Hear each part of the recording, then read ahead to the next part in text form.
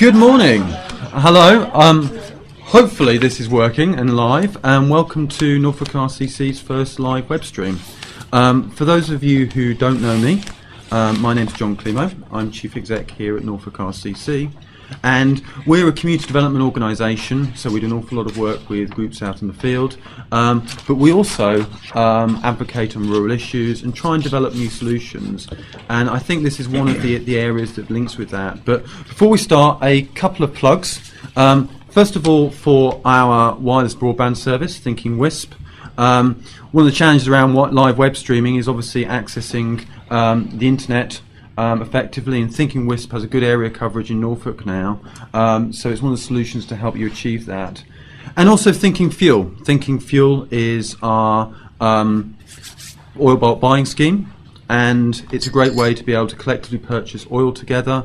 On average, over the last sort of 12 months, it saved people about 10%. So that's quite a significant saving on your oil bill if, like a lot of Norfolk, you're off mains gas. So hopefully, get me back. And I'm back here. A little bit of introduction to what we're doing here. This is part of a project we're involved in called Smart Villages, or Smart Communities we tend to talk about, which is a European Grundtvig project. It involves 4 countries. We have Slovenia, Iceland, the Netherlands and Portugal, looking at different ways in which communities can be more sustainable. And also looking at the different techniques in terms of the way individuals in communities can do more for themselves. And I think this fits very nicely in terms of why we're web streaming.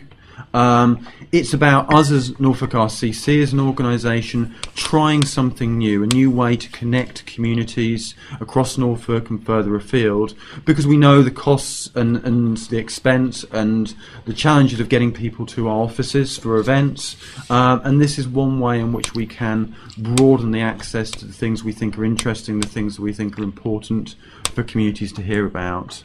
The other reason for doing this is also, I guess, to inspire communities. Much of the technology we've used today to do this is free. The rest has been cobbled together, borrowed, engaged with different people. So there's a real potential for communities anywhere across Norfolk to do something similar, whether it's a live event like this or whether it's simply recording their parish council meeting or using video as a different way to engage people. But I want to start off, before I introduce our first speakers, just looking at a little bit, what do we mean by a smart community? What does it mean to people? So without further ado, let's hear from some of our colleagues from around the European Union as to what it means for them. For me, a smart village is has 3 pillars: economic growth, social welfare, and environmental protection.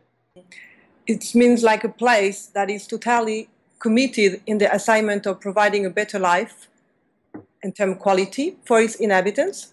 I think it's really important that the people there's a good social cohesion. So there's a group there and people know each other. So that's the start and like the base to work from. People in villages are used to look after each other, to take responsibility for their life in the village, the social things, but also the facilities that they have in villages. It means that people are living together, working and living for their common goals, and looking for the ways how to manage it and to make it in a sustainable way, which is good for their own, for the community, and for the place where they are living in.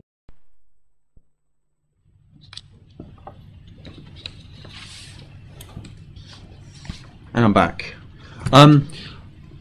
Heard different perspectives from around, but a lot of similarity there. I think one of the key things about smart communities for us here in Norfolk is, one, there are many strands to it.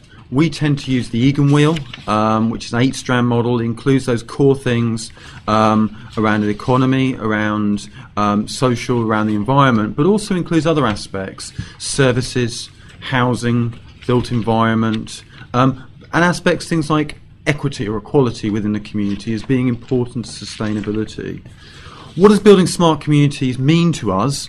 Well, we feel it's very much about communities going beyond individual excellent projects, whether that's in housing, whether it's on the environment, whether it's about a fantastic car scheme, to looking at all their needs as a community in the round, and as far as they possibly can, looking to try and meet those needs both for now and for the future locally, and as much self-help and self-support as they can get around the community. One of the things we've noticed in our work is very often people start off by talking about sustainability being multi-stranded, talk about the importance of that for it being successful, but then very often go on to just talk about environmental issues, which are obviously very important, but are not the only aspects. So one of the things we thought we'd kick off today is talking about different aspects of sustainability. So I'm delighted to be joined by John Archbold from Victory Housing, and Ian Dunnett, who's Operations Manager at New Anglia, the local LEP in this area. Welcome. Morning. Good morning. Right, John, on my order kick-off, what we've asked our speakers to do is just talk for about 10 minutes or so in their given area. So John's obviously going to talk about housing in the economy, talking about the importance of those areas for sustainability. So John, away you go. Thank you very much. Well, first of all, a little bit of context. My organisation, Victory Housing Trust, owns 5,000 houses. Most of those are in very rural areas and small market towns. And so my perspective in terms of sustainable communities comes very much from an angle about the importance of housing and the role of housing in a wider community. And I think there are a number of key ingredients that housing brings. The first ingredient for me that you need to have in place for a sustainable community is diversity. Diversity here, I mean in terms of diversity of tenure. In the UK we have a complete fixation that you have to own your house. There's no law that says you have to own your house, but everybody aspires to own their house in the UK for some reason. And this is not true elsewhere in Europe. And I think where you have a community of just one tenure, owner-occupation, then you lose a really important element of diversity. So for me, a sustainable community has a mixture of tenures. We have to have some people that are owner-occupiers, some people that are renting in the private market, but also some people that can't afford to rent in the private market and need organisations like mine, which are social rented organisations providing rented accommodation at an affordable price. And you get blurrings of those, so you can have some situations where there's shared ownership, where somebody part owns and part rents the property. For me, it's the mix. It's the mix of tenure, and then it's the mix of the type and size of the community as well. If we have every house in a village that's 4 bedrooms, you'll get a certain socio-economic group, you'll get a certain age profile, which is not healthy for that community. So we need diversity. I think we've all seen it. We've seen these sort of factory communities where you build loads of houses, and very much in this country, we put all the social housing over this place, and then we put the 4-bedroom houses right over here, as far away from the social housing as possible, because these people do not mix. This is a different socio-economic group from this group. And I don't understand how you can expect community cohesion to result from segregation. It just doesn't happen that way. If you segregate people, you get little homogeneous groups, and you don't get that community cohesion. So for me, diversity is an essential criteria for a community that's to be sustainable. The next thing for me is affordability. It's no good having all these properties with attracting different age groups and different socio-economic groups if people can't afford to live there. And very much there's a crisis going on in this part of the world where people are migrating away from rural areas. They're migrating to towns and cities because of reasons of affordability. They just can't afford to live in their local community. In this area, if you want to buy a house in a rural area, it's more expensive than in an urban area. And yet, salaries in rural areas are lower, typically, than urban areas. So this is not a sustainable situation. People are moving away, and as young people, and it's typically young people that are mobile, move away from communities, you get an age profile in a community which is not healthy. We have this fixation that elderly people want to live next door to elderly people because that's that's a comfort, and they don't want young people who may have children that may scream and shout, and that might be off-putting. I fundamentally disagree with that. I think you need a wide range of ages, because you need members of the community to look after other members of the community. And where you have intergenerational support, it is much more cohesive and much more sustainable. So we've got to have diversity, we've got to have affordability. My third ingredient is adaptability. We are facing a fundamental change in terms of our demographics in this country. In the next 25 years, there's going to be a doubling of the number of people that are aged over 85. Housing is a fixed product. It's got to come away from being a fixed product. It's got to adapt with that demographic change. So we've got to have properties that are suited to people as they get older and their needs change, their mobility perhaps changes. They might require a wheelchair or something. And if we build houses that are fit only for one age group, then we're going to find that we're going to isolate people in their homes. They're going to become their prisons if they're not careful. So for me, when we build houses, we must build them. We personally, my organisation builds to the lifetime home standards, so that it's a property that is suited for people with young families, but as they move on, the people in the houses age, their needs change, the property can relatively easily be adapted. And I think that adaptability is going to be crucial if we're going to keep our homes sustainable in the future. The final ingredient for me, which is perhaps a more controversial ingredient for a community, is I think a community that doesn't grow doesn't thrive.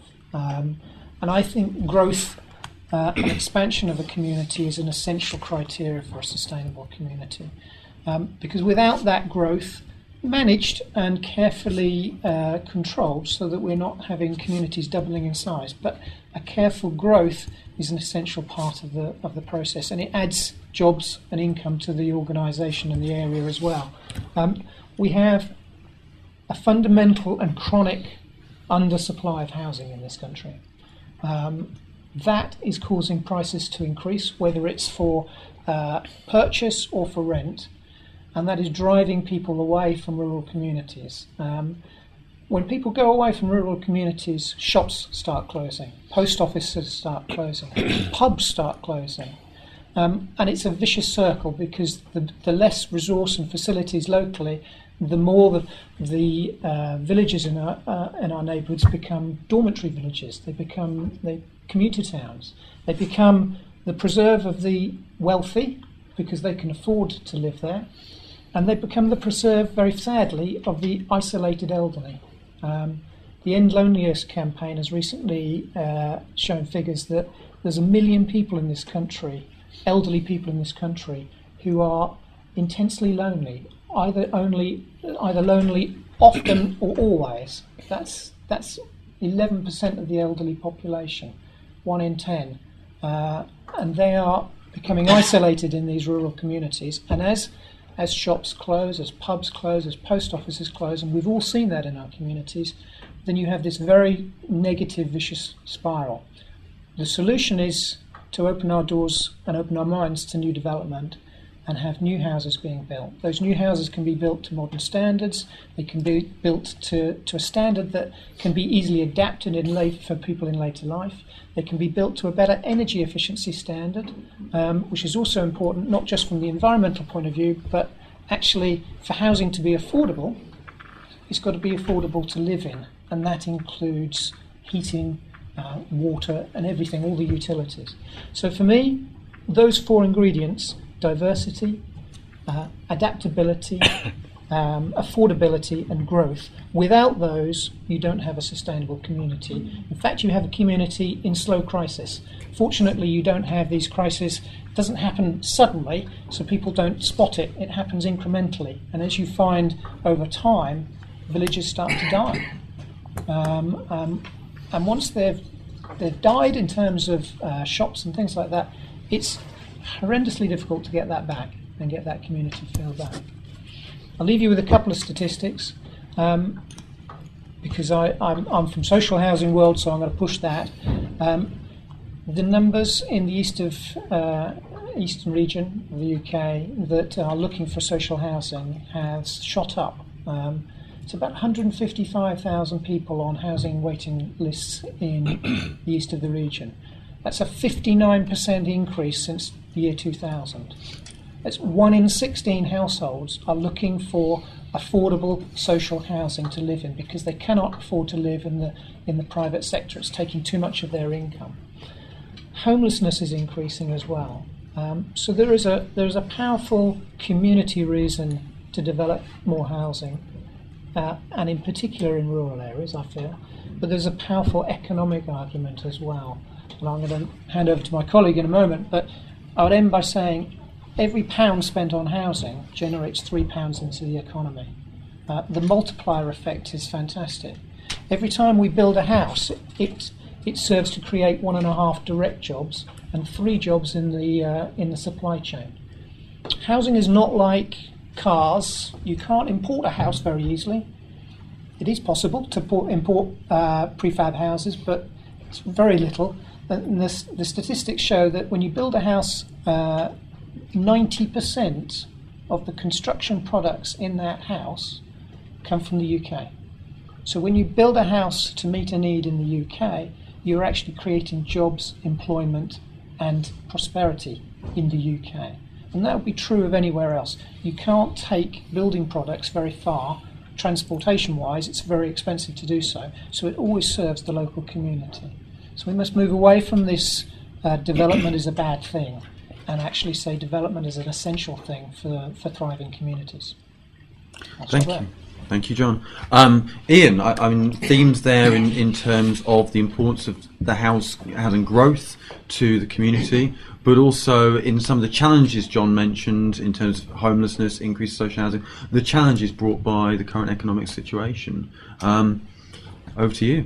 Thanks very much, Jonathan, and thanks for the opportunity to talk this morning. Just to say a little bit about perhaps my background, as we heard, around housing. I come from probably a sustainable development background, I guess. I worked in environmental management for 17 years, and then I've worked on funding, European funding and economic development for a period of time, and then more recently sustainable measures across Suffolk and Norfolk. And to give the international perspective, I've had a great time working with partners through Interreg projects over the last 3 years on energy efficiency I always have to look at the list, Sweden, Norway, Belgium and Germany have been our partners on that, and that's been extremely beneficial. I'm sure this project will have similar results. I'm very keen to input to something like this. What we've done over the last year, and this follows on very neatly from the sort of housing and accommodation issues that you were talking about, we've completed work over the last year looking at the green economy, if you like. And in saying the green economy, certainly across Norfolk and Suffolk, you can read the rural economy. They're synonymous with each other. So if I have a specialism, it's probably the green economy. It's what I've worked on for the last 5-6 years. In Suffolk, we have an aspiration to be the greenest county. We've had that since 2006. And I'm now in a role where I'm working across Norfolk and Suffolk, so hopefully I can join the dots up on some of those green economy aspirations. So we were set up by the UK government to run what's called a Pathfinder, a sort of pilot project on the green economy across Norfolk and Suffolk. And you don't have to be I'm not a rocket scientist. If I use some of the phrases that aren't entirely international, I'll explain later, but you don't have to be a rocket scientist to work out the potential in Norfolk and Suffolk around the green economy, and it's probably the same in many areas across Europe. We have a very strong energy sector in Norfolk and Suffolk. You have just about every future energy source that the United Kingdom is likely to develop is present in these two counties in the east of England. That's offshore, onshore and nuclear, including all the various energy sources. So that's massive. It probably represents the single biggest investment in these counties in the next 10 to 20 years in that sector. Equally, you have a lot of what we're calling low carbon innovation. So to the non-technical people like me, that's people out there inventing gadgets and gizmos that are going to reduce your energy efficiency or tell you how much energy you're using and so on. There's a lot of innovation around that, whether it's in transport or housing or other sectors. And equally, we found that there was a very strong natural environment theme in the rural economy across Norfolk and Suffolk. If you talk to most people that come and visit Norfolk and Suffolk. Indeed, many of the people that live here, they generally live here and visit here because it's a great natural environment. It's a great environment to be in, whether that's the Norfolk coast or Constable country in Suffolk. It doesn't really matter. It's a really part of that offer. And what we've tried to do as part of that work over the last year is bring those together: energy, low carbon, natural environment, term it the green economy, and promote it, brand it on a very professional business basis, so that it's not being seen as peripheral to real economy. And the figures now stack up. You can't argue with the figures. If you start looking, there's a long list of figures that we could quote. I won't quote too many, but the UK government about 2 years ago identified that perhaps we should do this as a live streaming quiz show or something, I don't know, but the UK share of what they call the low carbon and environmental goods and services sectors was £116 billion in that 1 year. The global economy around low carbon is in the trillions, and the UK share of that is set to grow by about 45%, and I dare say that's probably the case in many of the countries here present today. So the figures stack up, and that's changed dramatically. 6-7 years ago, working on this, it would have been quite hard to get my foot into the front door of a business to talk about this now. I can now barely fit the number of businesses into my weekly schedule to meet them all. They want to talk about renewables, they want to talk about innovation, they want to talk about low carbon financing. So I would say it's nothing short of a revolution as far as what many businesses are doing in this particular sector.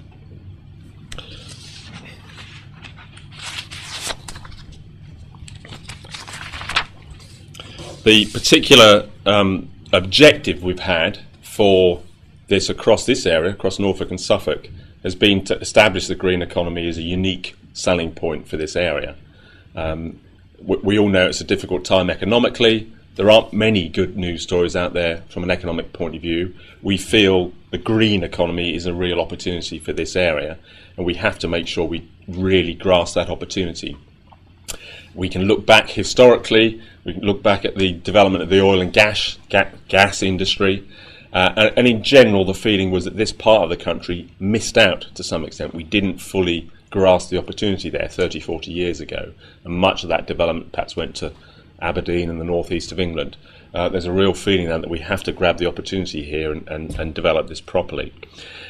So there's a whole raft of activities going on, and in many ways all we're trying to do really is just join the dots up. Again, it isn't rocket science, it's just connectivity between these different activities. We have a lot of best practice, a lot of excellent expertise. We have leading academics all based in this area, all working on this agenda. So we're trying to pull all those different strands together and tell the story about how it's happening here. We've had I think it's a very interesting opportunity, and it's a good example of what's going on at the moment. We all know that I think there was a £960 billion European budget agreed last night, or thereabouts. 30. Still talking, they're still talking, are they? Well, I'm sure they'll be talking and talking. But we're looking at the future European budget over the next 7 years. The current European budget in this part of the world, the east of England, has had a strong low carbon, green economy theme. So we've had a lot of investment from that perspective. But it's been rather tucked away inside the bureaucracy of European funding. And if you deal with Grundtvig or Interreg, you know what I mean. It's a nightmare. Very hard to access and get the funding, and you tend to become a specialist. Other people out there, businesses particularly, have no idea about that. So what we've said to the European authorities, to Brussels, to the UK government is, don't tuck low carbon away as a little theme within a very complicated funding document. Get out there and say this is the European or the East of England low carbon or green economy growth zone, because we have 2 or 3 years to really push and develop this across Europe. And if we don't, the BRIC countries, Brazil, Russia, India, China, will do just that, and the USA. So we have a unique opportunity to develop the green economy around the skills we have across Europe. And in many cases, we're differential to other European countries who lead the way in much of this, especially on renewables. So there's a lot of actions going on there. I'll run through them very quickly, not in detail. Renewables is an obvious area. Just driving up this morning, we have 2 brand new turbines at Eye Airfield in Suffolk. And it's really quite symbolic of the development of onshore in this area. And the potential investment in onshore generation in this area is tremendous. It knocks into this whole area of rural economy and housing, etc. And I think the figures were something like 60% of communities and residencies in rural Norfolk and Suffolk are off the gas grid. So that's 60%. They're probably using oil predominantly and paying through the nose for it. What we find now is that all those communities and residents are very interested in biomass, wood chip, and other sources of renewables. So there's a huge market there potentially, which may or may not develop. So it's just an example of it. From the point of view of putting together those themes, natural environment, low carbon, and so on, we've kicked off a brand, and I have no apologies for branding. I think branding's so important to communicate what you're doing. So we've kicked off something called Wild Anglia, matches in with New Anglia. And the type of thing we want that to do is, so when our visitors here probably leave, many of you through Stansted Airport, perhaps, or Norwich Airport, what you see is a billboard saying, come and visit Wild Anglia when you come over from Portugal or Slovenia or whatever else. We don't promote the strengths of this area strong enough, and many other parts of Europe do it very well. We're working on funding, goes without saying, you have to. We obviously spoke about the European example, but we have good examples locally where the University of East Anglia now has a roughly £20 million pot of money to develop low carbon innovation in businesses. So we're developing finance out there will actually allow small to medium sized businesses to get ideas off the ground. We have ideas such as low carbon or woodland or rural enterprise zones based on the strengths that there are in Norfolk and Suffolk. The obvious one to talk about is Thetford Forest. It's about 10 miles over there, I think, that way. It's the biggest lowland forest in the UK.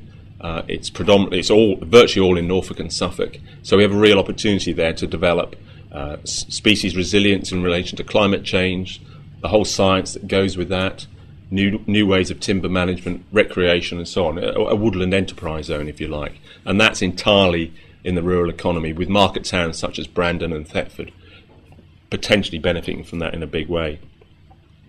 And clear messaging, what we're doing today, talking about that, hopefully getting out to a huge audience across Europe, live streaming. First time I've done it, first time you've done it, so it's fascinating. We want to hear all those tweets and feedbacks on this, and is anybody else doing this across Europe? But clear messaging about this, whether it's communicating it, branding it, whatever else, we're very keen to do that. So individually, personally, I see this as a great opportunity for this area, and I think there's certainly in the east of England, we see Europe as our closest ally and partner in doing this, and not all parts of the UK say that. So here, you're closer to Rotterdam and Amsterdam than you are to Cornwall. So there's a natural alliance with Europe here, and we know there's a lot of best practice and expertise to go backwards and forwards across the North Sea. So fascinated to take that forward based on this conversation today.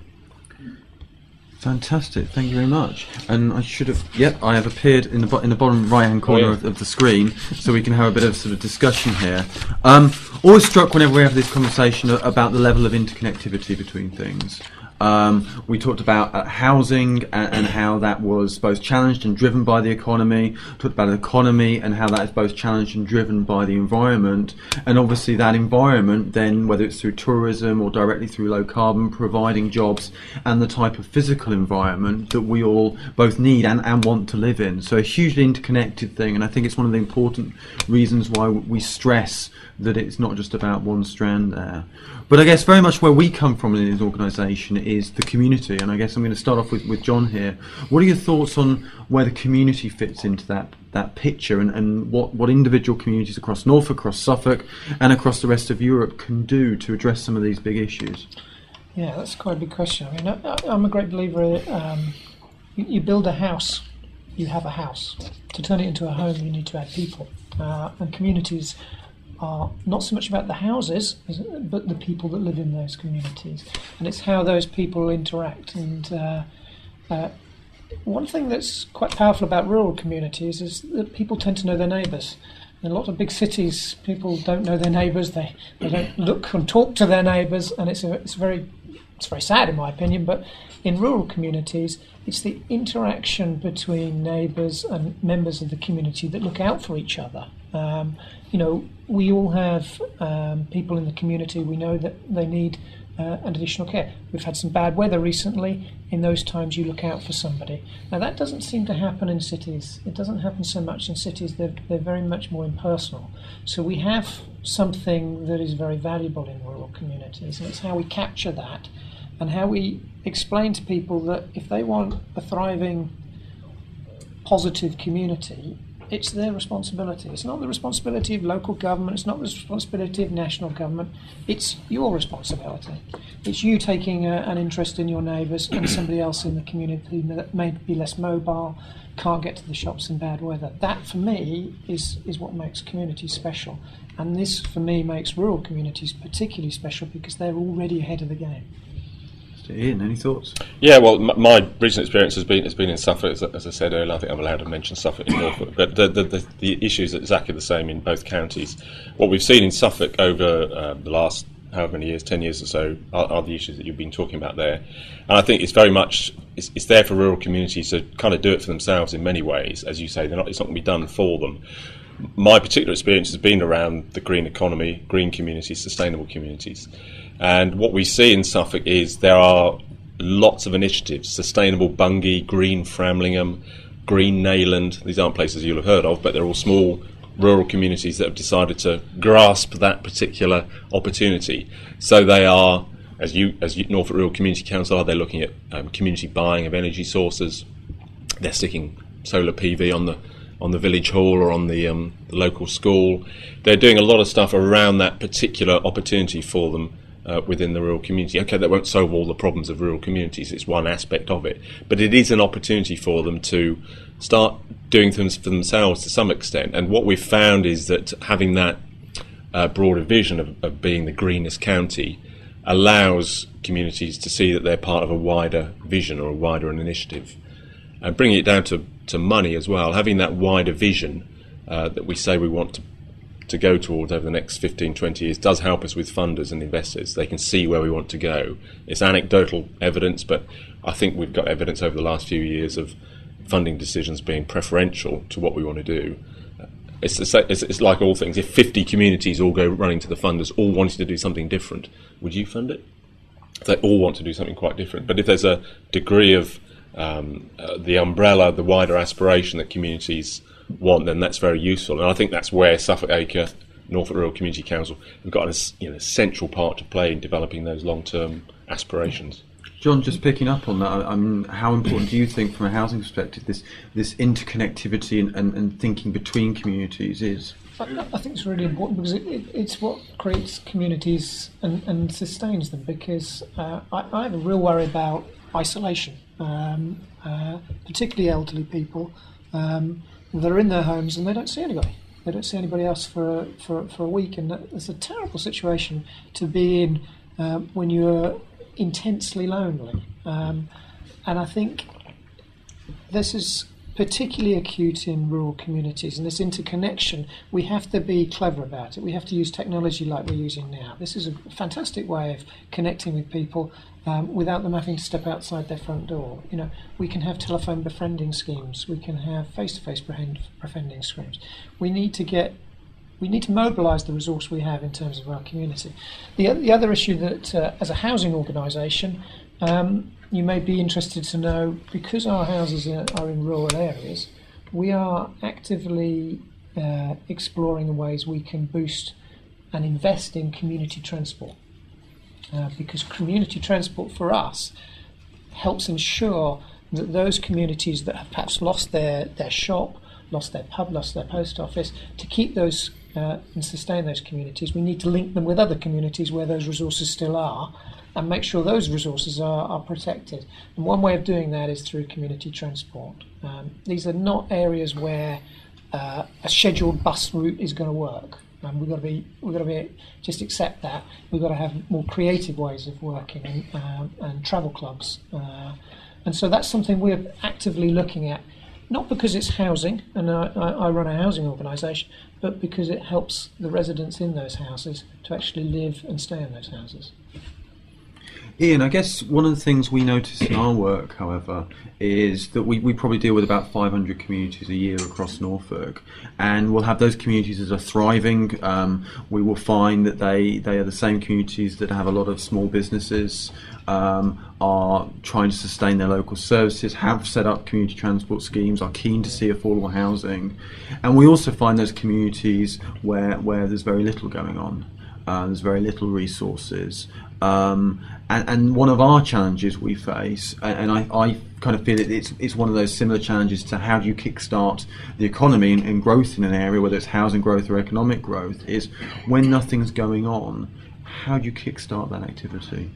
It's a big challenge, and it's a massive challenge for Suffolk and Norfolk. Yes, we have two sort of fairly successful commercial centres in Norwich and Ipswich, but primarily it's a very large rural area, and as you say, you can be a long way from anywhere in those rural areas. So the challenge is big, and there isn't an easy answer. I don't think it is a combination of all factors. So if I can just give a practical example, we currently have funding of just over £1 million to develop a rural growth network across Norfolk and Suffolk, and the thinking behind that is not to provide some sort of generic service across Norfolk and Suffolk of one person sat in an office in Ipswich or Norwich.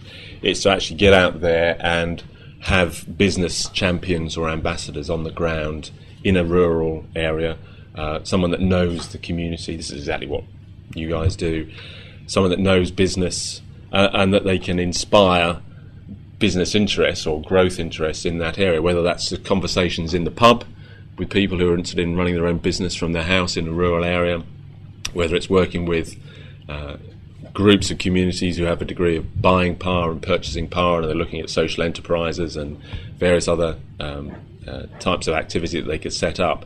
I think unless you've got that presence on the ground in rural areas, you're up against it. You're going to really struggle, and it's hard because in general, this is probably the same across Europe, we've seen a decrease in the amount of face-to-face support and advice that's out there because of the economic situation. So many organisations have gone or diminished in size.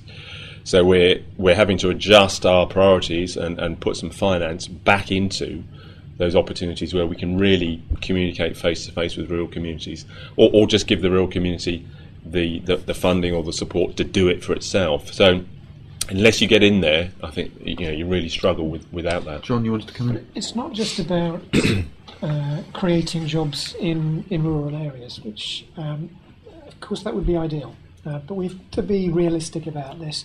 There are some rural communities where that's going to be tremendously difficult. And it struck me a couple of weeks ago, we had very bad weather. I have staff that come into work from very rural areas, and some of them just couldn't get to work. About a third of the staff couldn't get in on one day. But were they unproductive? No. They were all ringing in saying, OK, I'm going to get onto the internet, I'm going to get connected into work, and I'll be doing this at home. I will be productive at home. Mm-hmm. That wasn't creating a new job in a rural community.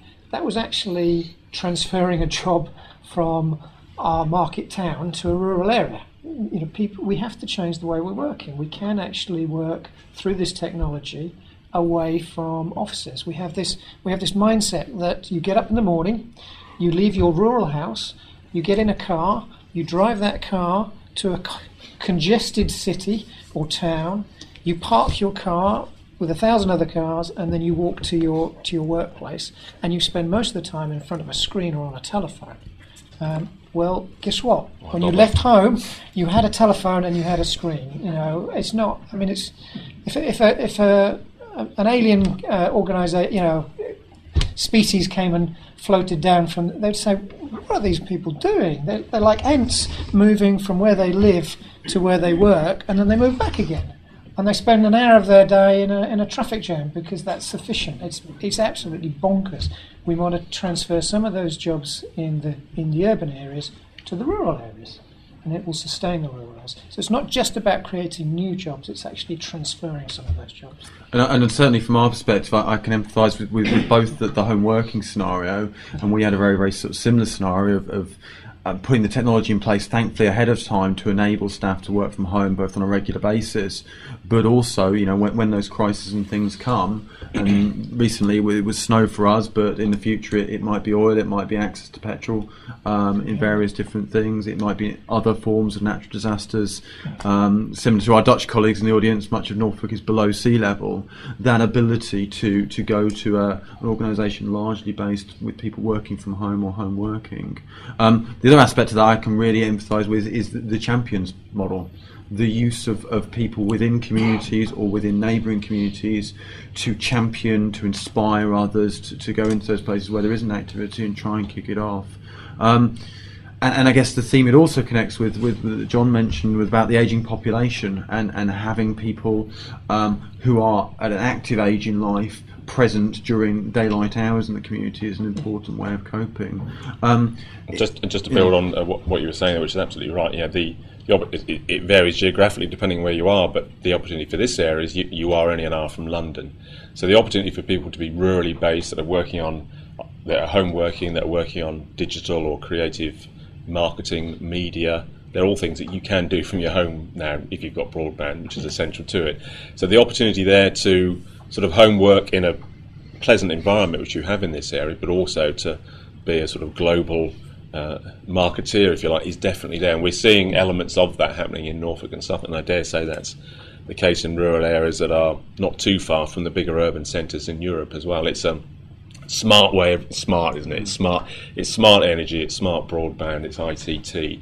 If you can combine those and support the development of that, you've got a real opportunity to do something different in rural communities. And this whole concept of having champions, rural communities, I mean, we tend to look at ageing population and we see the negative. We think, all these people are going to get older, they're going to need more support, then they're going to need more care, they're going to need changes and adaptations to their properties. All of that is, of course, true.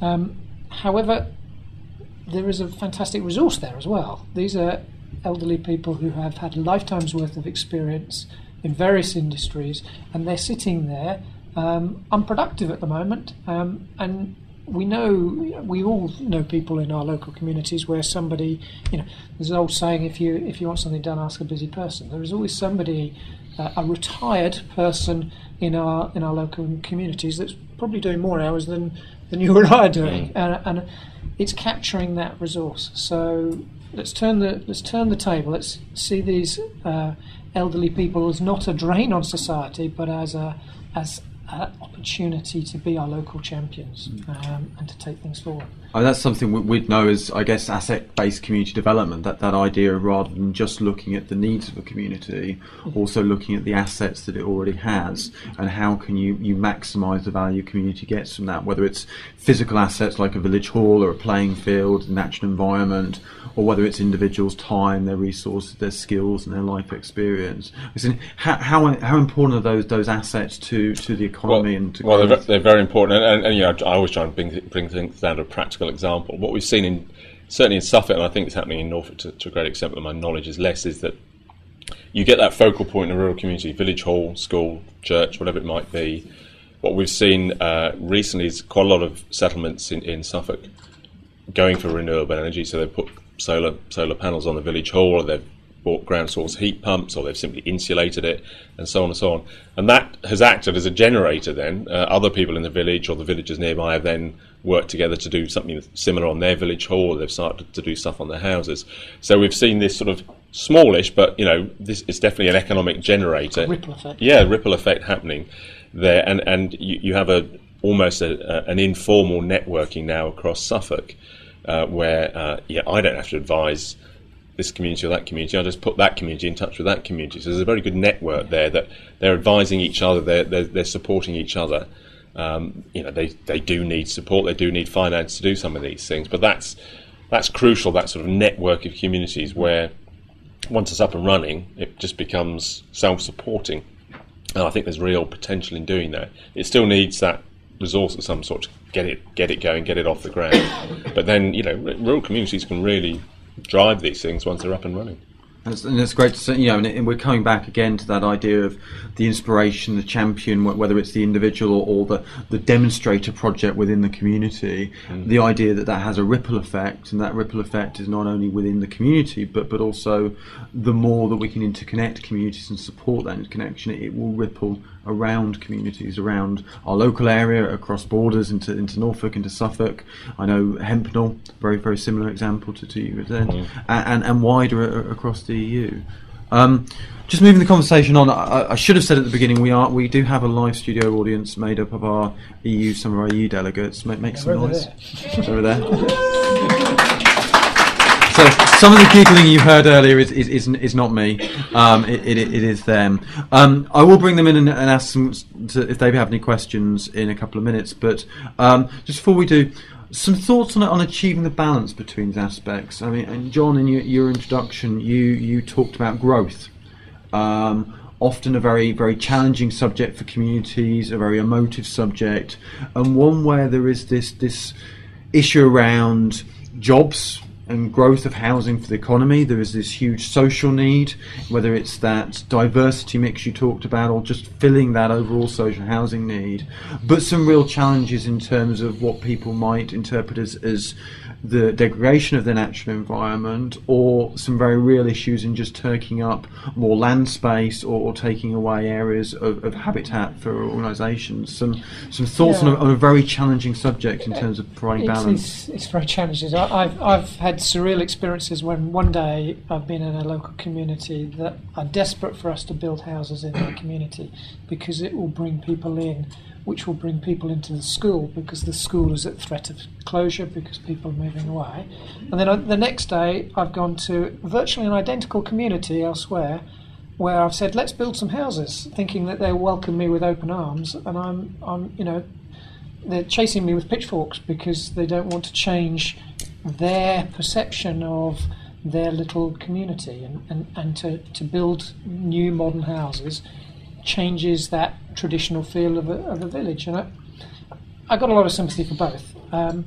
If you start putting up ugly boxes and importing people from elsewhere into a community and saying, there you go, that's not going to be constructive or helpful. But if you can actually demonstrate through other schemes, demonstrator schemes where local people have benefited from local housing, I think then people get the message. You're always going to have people that don't want something in my backyard. Hey, that's life, that's democracy. That's a good thing. If we didn't have that, we'd miss it. But what we have to do is we have to persuade people of the value, persuade people that by welcoming development in a controlled way, and I do think controlled is really important here, it will sustain their shop, it will sustain their pub, it will sustain their local school, and it will sustain their village. And I think when you have that mindset, you welcome development. If you have this mindset that, the problem I find, you talk of ghettos and you think of poor incomes. I see wealthy ghettos. I see these little communities of cliques, if you like, of extremely wealthy people that have bought into this rural ideal. And it would be wonderful if they didn't have the smells from the field, actually. If that farm over there could close down, then my rural ideal would be even nicer. And it's just, it's bonkers. They've got a stereotype of what a rural community is. And a rural community is a working community. That's what it is. It's a working community. It's working the fields. It's having local employment. And where I see the biggest problems is these wealthy elite that think that they need a superb 4-bedroom house in the middle of nowhere with wonderful views, and please no tractors because they spoil the view and they make noise. We've got to re-educate people from that. Ian, I mean, some challenges there. The wealthy elite often, high net worth individuals bringing value into a community. And they have second homes as well. Second homes. They don't even live in the home. Which I know is a particular bugbear of John's. I'll get around second homes quickly. But yeah, a huge challenge in some respects, providing significant investment into an area. In others, providing challenging of both an availability of housing, but also a housing cost challenge. And from the community perspective, in some respects, providing a detrimental or a net value in terms of people there to be able to take part in community activities. And just as John and I have both over the years had similar conversations about housing, I've had similar conversations about businesses of it's the right sort of business we want. Yes. And where in housing terms that might be the 4-bedroom fully detached. In businesses it's nothing. We may just... I think you've just changed channel. Yeah, I may just have lost some battery life there because I'm getting at that thing. So what I will do We've still got you, I think. Yeah. Still got me. Hang on a second. Go to that thing. This is where I'm very glad that someone else is doing the IT. Yes. There's somebody in the back room peddling. Yes, that's right. That's right. Absolutely.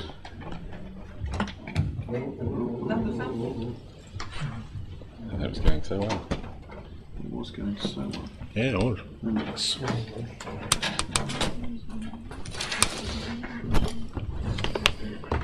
Mind your coffee. Fine.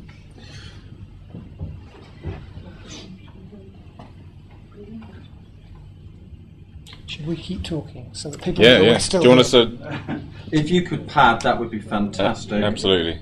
Can I talk about second homes then? Because I have I have a good rant on second homes. I don't know if you have this problem in your part of the world, but I can take you to communities in lovely North Norfolk, where I come from, where 40% of the houses are empty because they're second homes. They're part-time homes, and I've got nothing against people being wealthy, and I've got nothing against people spending their money on housing. I think it's a great thing. But when you have a second home and you only live in it a very short period of time in the year, then you have a detrimental impact on the local community. You don't sustain the shops. In North Norfolk, there are more empty houses and second homes than there are affordable social housing homes. Now that tells me something about our society where we've got it wrong. We've just got it wrong, and we need to adjust that. So I'm a free market economist. I think that sometimes the market can serve us, but sometimes it needs intervention. And on second homes, in certain communities, this is not true of all communities, but in certain communities, second homes can be very detrimental, and there needs to be a compensating tax. There needs to be some way of ensuring that the owner of that second home is taxed in such a way that tax isn't lost to the local community. It actually comes back to that local community to help sustain those shops that are otherwise facing a loss of income. So it may not be politically correct, but it's a real issue. Yeah. It's in some communities it's killing the community through wealth, and it's like living in a ghost town. You walk down a street and you think all these houses are empty. How can you have a thriving, cohesive community when there isn't anybody in the buildings, or they're only there on a very part-time basis? On the other hand, if you want to sell your house. That's so Tom. Yeah, we're back. We're having Good. one camera trouble, but you should still be able to hear me. So we should continue like this and hopefully sort out technology in the break. Thank you for filling. That's all right. I'm happy to rant. good. Very excellently done. I think that's an excellent opportunity to just bring into our audience. I'm not sure how well the microphones will pick you up. So what I will do is, if you can kind of say your question, pause. I'll repeat it to make sure we get it across, and then if you could answer it. So, Tom, I think you came in there with a question. Well, you're living in a small village and you want to sell your house, and there's only someone who will buy it as a second home. What are you doing? Yeah. Not selling it. So the challenge there was, yes, you're living in a rural area, you want to sell your home for whatever reason, and the only person who wants to purchase it would be a second homeowner. Yeah, and that's a classic dilemma, isn't it? I think you can't control the person that buys your home, how they're going to treat that home. They may say they're going to live in it, and then after they've bought it, they may do something else with it. So as a seller, you don't really have a control over that. But the issue fundamentally to me is about affordability. Why isn't there a local person wanting to buy that house and live in it? And it's probably because it's too expensive. And the only people that can afford to buy that house are coming from somewhere else, because they have the wealth from somewhere else to buy that.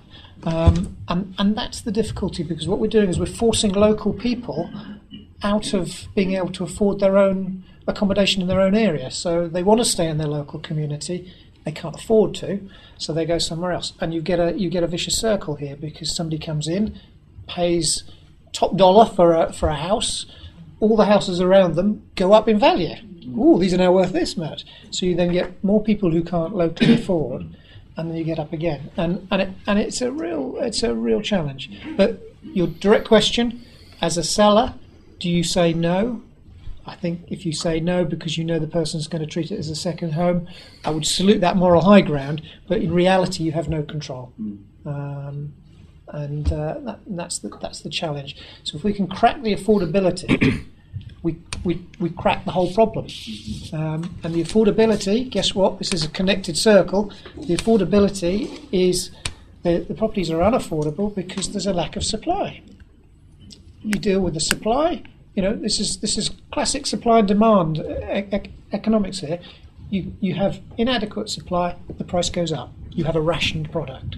If you want a price come down, you build more houses.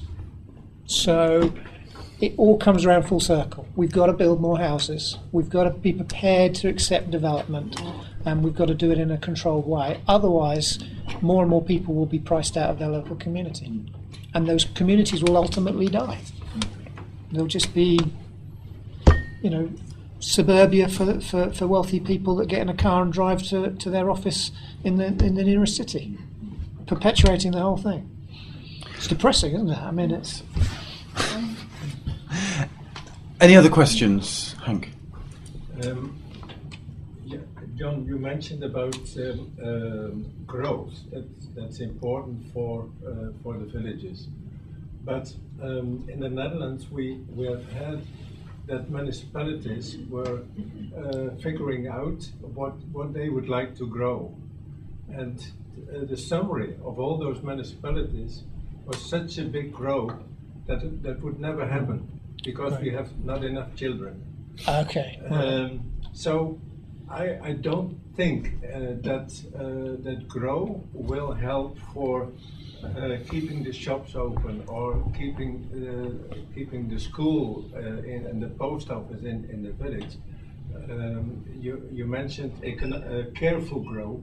Perhaps that's a very important aspect, but perhaps even more important for the livability of a village is to have a center where people can meet, whether it's a school or a pub or something else, and that there are a group of people in the village, that the group is active, that they want to do something in the society, that they come and meet together. I think perhaps that's even more important than all the facilities. And I think it's a very good example you mentioned, the community transport. I think that's one of the very important things for the future to realize. So I guess that was more of a point than a kind of question, but it was looking at the importance of not just aggregating growth in terms of housing demand, but trying to create places where people really kind of want to get involved in their community. Yeah. Sorry. What I'd also come back on, certainly across this area, and this isn't my view, I've spoken to many people, consulted many people who are much more qualified to look at these things, but the big picture that most people say is the case for Suffolk and Norfolk anyway, is that it has the opportunity to get, as you say, careful growth or sustainable growth right. It isn't a huge metropolitan urban area. You could argue that, controversy, that many parts of the UK are so developed, can they really get careful growth or sustainable growth right? Not the general view that Norfolk and Suffolk still has the opportunity to do that. Okay, there are many, the housing issue is a classic one, there are many difficulties in that. But the overall view, if you bring the right people together, the planners, the house builders, the developers, the investors, if you can get them working together in a structured, sensible, positive way, is that Norfolk and Suffolk can get it right, which is very interesting. I think over the next 20, 30 years, when you look at what's going to happen in this area, whether it's around energy or tourism or further innovation in business, etc., you're still going to have very large, quiet rural areas.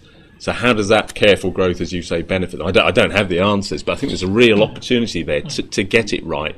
Whatever the model, whoever's got the best model in the Netherlands or Portugal or wherever, can we do it here? Can we do something similar?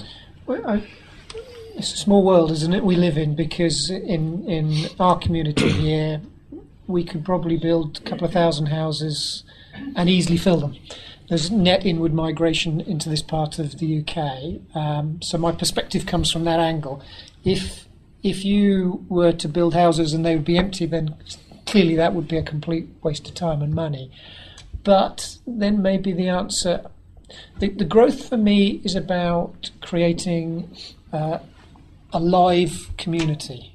And here we can create that live community by adding new houses. But there are other ways of creating a live community, redeveloping the existing houses, perhaps modernising them, so there is some vitality in the community.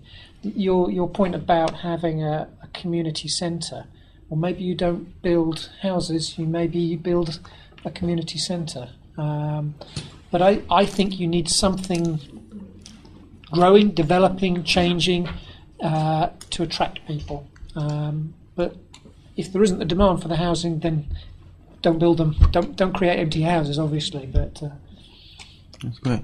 One final question before we kind of go to the break.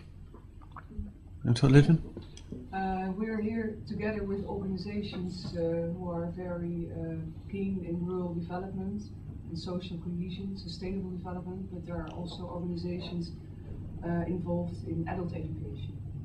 And we would like to contribute to this sustainable villages. yeah. And it would be very nice if you could say something about what could be the role, what could be the contribution of education and learning in this sense, in this field, and especially to adults. Yeah. Well, shall I start? Yeah, you could, absolutely. Yeah, go for it. Yeah. We'll squabble over it.